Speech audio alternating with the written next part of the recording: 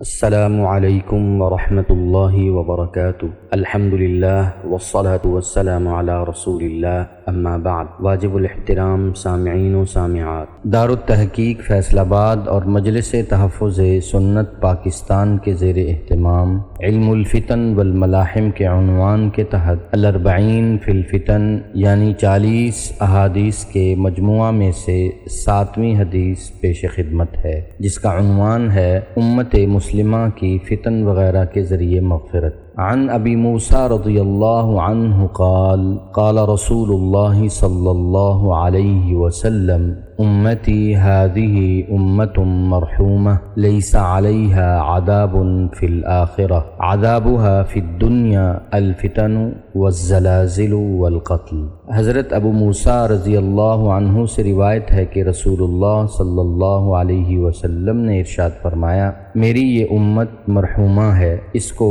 آخرت میں ہمیشہ باقی رہنے والا عذاب نہ ہوگا، البتہ دنیا میں اس کو عذاب کے طور پر فتنوں، زلزلوں اور قتل سے دوچار ہونا پڑے۔ مذکورہ حدیث کی تشریح پیش خدمت ہے۔ امت کو آخرت میں عذاب نہ ہونے کا مطلب یہ ہے کہ آخرت میں دائمی عذاب یا سخت عذاب جو کفار و مشرکین کے لیے ہے اس امت پر نہیں ہوگا، بلکہ اس امت کا عذاب یہ ہے کہ جو لوگ برے اعمال کرتے ہیں اور دین و شریعت کے راستہ پر نہیں چلتے، ان کو سزا کے طور پر اس دنیا میں مختلف فتنوں، امراض اور طرح طرح کے مصائب و آلام میں مبتلا کر دیا جاتا ہے۔ اور امت سے مراد وہ شخص ہے جو اللہ جل شانہ کے احکامات کے ساتھ ساتھ رسول اللہ صلی اللہ علیہ وسلم کی بھی کامل پیروی کرے اور ان چیزوں سے خوب پرہیز کرے جن کو اختیار کرنے سے منع کیا گیا ہے۔ دنیا میں اس امت کے عذاب کا مطلب یہ ہے کہ